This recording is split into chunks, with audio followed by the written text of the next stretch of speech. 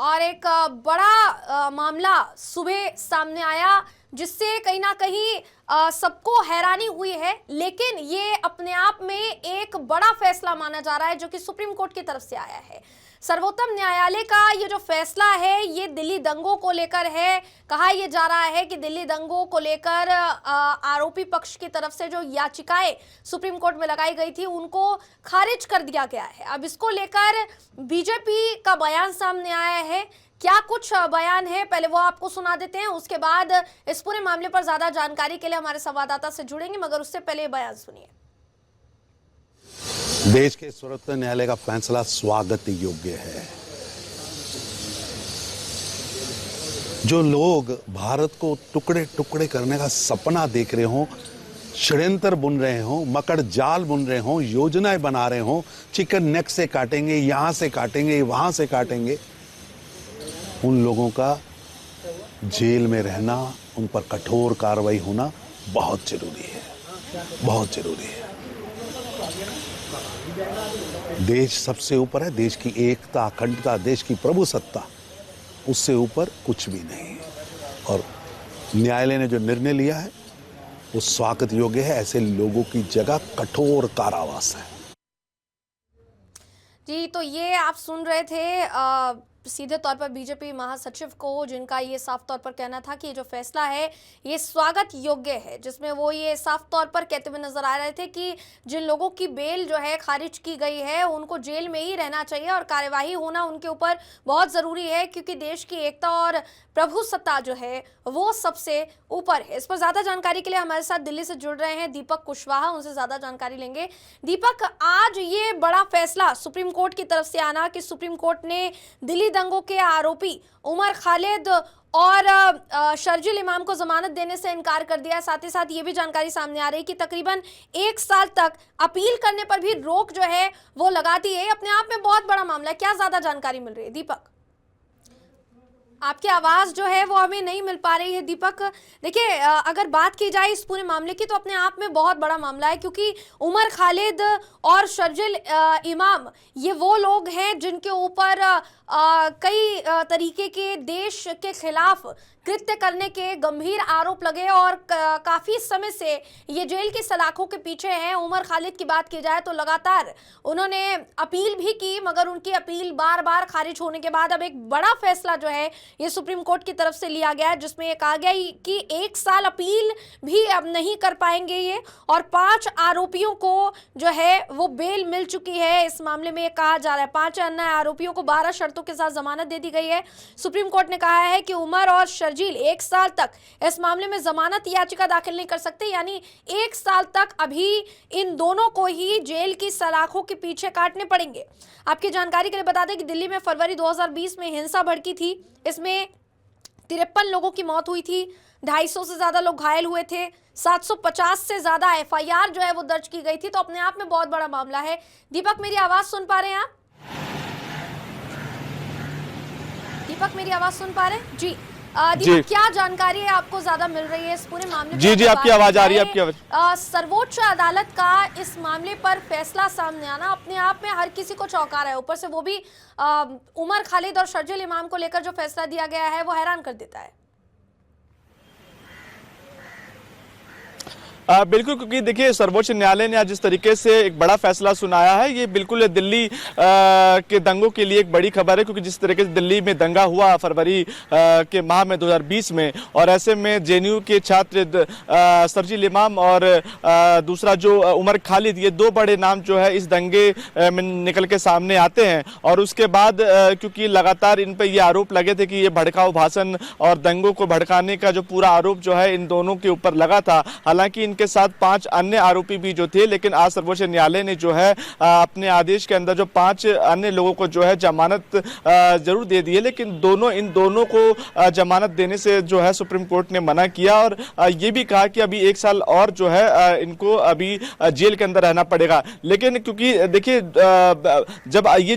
जो पूरा फैसला जो है वो अरविंद कुमार और NV अंजानिया की बेंच ने सुनाया है, लगातार इससे पहले भी ट्रायल के अंदर जो है पूरे मामले को सुना गया था। 10 दिसंबर को फैसला सुनाने की बात कही गई थी, लेकिन उसके बाद जो है फैसले को सुरक्षित रख लिया गया था और जो सातों आरोपी हैं, सातों आरोपी की तरफ से जो है एक याचिका लगाई गई थी जमानत को लेकर, और जिसमें अनुच्छेद 21 का भी व्याख्यान दिया गया था कि अनुच्छेद 21 के तहत जो है हमको याचिका के आधार पर जो हमको जमानत मिलनी चाहिए। लेकिन क्योंकि सुप्रीम कोर्ट ने जब पूरे मामले की सुनवाई की, उसके बाद जो है आज जब ये फैसला आता है तो सिर्फ उमर खालिद और जो दूसरा व्यक्ति है आपका शर्जील इमाम, इन दोनों को जो है जमानत देने से मना कर दिया। बाकी पांच अन्य जो आरोपी है उनको सुप्रीम कोर्ट ने जमानत दे दी, क्योंकि देखिए 2020 में जब ये दिल्ली दंगा हुआ उसके अंदर 53 लोगों की मौत हुई थी, 253 से ज्यादा जो व्यक्ति जो है उसमें घायल हुए थे, और एक बहुत बड़ा मामला जो है दिल्ली के लिए खासकर बन के आया था। जिस तरीके से दिल्ली के अंदर दंगे हुए, इसमें सुप्रीम कोर्ट ने तमाम चीजों की बात भी रखी कि दोनों लोगों के आधार पर जो है, क्योंकि सामने निकल के जो नाम इनका सामने आया था और उसके बाद जो पूर्ण रूप से जो इनकी संलिप्तता जो थी इस दिल्ली दंगे को भड़काने की रही थी, तो उसके नजरिए से भी सुप्रीम कोर्ट ने देखा, और यही कारण है कि आज सुप्रीम कोर्ट ने एक बड़ा फैसला सुनाया खासकर दिल्ली दंगे को लेकर। जी दीपक, ये जो मामला है ये अपने आप में हैरान इसलिए भी कर देता है क्योंकि बहुत लंबे समय से उमर खालिद की तरफ से भी, शर्जील इमाम की तरफ से भी याचिकाएं जो है वो लगाई जा रही थी जमानत को लेकर। बार बार एक पक्ष जो है जो लगातार इनके समर्थक रहा है, उनकी तरफ से भी बार बार ये कहा जाता रहा है कि उमर खालिद के साथ अन्याय हो रहा है और तरह तरह की जो बातें हैं। लेकिन 5 बड़ी बातें सुप्रीम कोर्ट ने अपने इस फैसले के दौरान, ये जो फैसला लिया गया इसमें कही, जिसमें उन्होंने कहा कि बेशक ये जो अवधि है ये लंबी रही हो उनकी, लेकिन कुछ भी असंवैधानिक नहीं है। जो हो रहा है जुडिशरी के मुताबिक हो रहा है। क्या जानकारी है दीपक? देखिए बिल्कुल, क्योंकि सुप्रीम कोर्ट ने जब अपने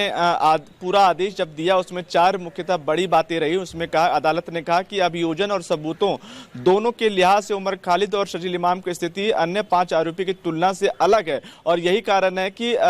शर्जील इमाम और उमर खालिद की जो जमानत है उस पर कोई भी कार्रवाई नहीं की जा सकती। दूसरा जो उन्होंने सबसे बड़ी बात कही सुप्रीम कोर्ट, उन्होंने कहा कि बहस के दौरान एक लंबे समय तक जेल में रहना और संविधान के अनुच्छेद 21 के तहत स्वतंत्रता के बारे में दलीलें भी जब दी गई तो वहां पर भी अनुच्छेद 21 के बारे में जानकारी दी, लेकिन क्योंकि इनकी संलिप्तता जो थी वो दिल्ली दंगों में काफी ज्यादा रही, इसके कारण भी सुप्रीम कोर्ट ने उसको डिनाई कर दिया। तीसरा जो बातें रही उसमें यूएपीए के एक खास कानून के तौर पर जो उनकी शर्तों के बारे में भी एक कानूनी फैसला दिखाता है जिनके आधार पर ट्रायल से पहले जमानत दी जा सकती थी, लेकिन राज्य की सुरक्षा और अखंडता को देखते हुए जो है उनकी जमानत की जो याचिका थी उनको खारिज कर दिया गया। हालांकि जो 5 अन्य आरोपी की बात करें जयंती, जिसमें गुलिफ्शा, फातिमा, मीरान हैदर, मोहम्मद समीर खान, शादाब अहमद और शिफाउर रहमान को जमानत मिलने से उनके खिलाफ लगे आरोपों को नरमी नहीं आती। यानी अगर आप जमानत अगर 5 अन्य आरोपियों के बारे में भी देखते हैं तो इसका मतलब ये नहीं कि भाई उनके आरोपों में कोई नरमी आएगी। हालांकि जमानत जरूर मिली है, लेकिन अभी भी क्योंकि दिल्ली पुलिस लगातार इस मामले में जो अपनी बातें रखती हुई आई है खासकर दिल्ली दंगों को लेकर, तो ये जरूर माना जा रहा है कि इसके पीछे कुछ और भी वजह हो सकती है। कौन से और भी लोग होंगे, क्योंकि जब दिल्ली का दंगा हुआ उसमें तकरीबन देखिए 53 लोगों की मौत अपने आप में एक बहुत बड़ी जो संख्या है, और ऐसे में क्योंकि 1 साल तक जेल के अंदर रहने पर उनसे पूछताछ भी लगातार जारी हो सकती है, तो ये जरूर माना जा रहा है। क्योंकि जैसे भड़काऊ भाषण जब इन्होंने दिया और दिल्ली दंगों में जिस तरीके से इनकी संलिप्तता रही, तो कहीं ना कहीं इनसे और भी जानकारियां मिल सकती है कि आखिर इनके पीछे कौन है। और यही कारण है कि शर्जील इमाम और उमर खालिद ये 2 ऐसे बड़े नाम हैं, और आपने देखा कि जेएनयू के अंदर से भी किस तरीके से विरोध की जो बात है वो लगातार समय समय पर निकलती रहती है। तो यही कारण है कि ये दोनों व्यक्ति को अगर जमानत मिलती है तो कहीं ना कहीं बाहर जो माहौल है वो भड़क सकता है और भी मामला जो है वो गंभीर हो सकता है, इसलिए सुप्रीम कोर्ट ने ये बड़ा फैसला सुनाया है। जी तो बहुत बहुत धन्यवाद आपका दीपक इस पूरे मामले पर ज्यादा जानकारी के लिए। और जैसा आपने देखा कि सुप्रीम कोर्ट जो है, सुप्रीम कोर्ट ने, माननीय सुप्रीम अदालत ने ये बड़ा फैसला दिया, जिसके बाद बीजेपी की प्रतिक्रिया जो है वो सामने आई और बीजेपी ने साफ तौर पर कहा कि राष्ट्र की अखंडता से समझौता जो है वो नहीं किया जा सकता है। सुप्रीम कोर्ट का फैसला स्वागत योग्य है, ये भी बीजेपी का कहना है। कहीं ना कहीं कहा जा सकता है कि दिल्ली दंगे यानी 2020 का जो पूरा मामला था, लगातार उस पर सुप्रीम कोर्ट की तरफ से एक के बाद एक कई ऐसे फैसले लिए गए जिसने चौंकाया है, मगर ये अपने आप में एक बड़ा फैसला है जो सर्वोच्च अदालत की तरफ से अब सामने आया है।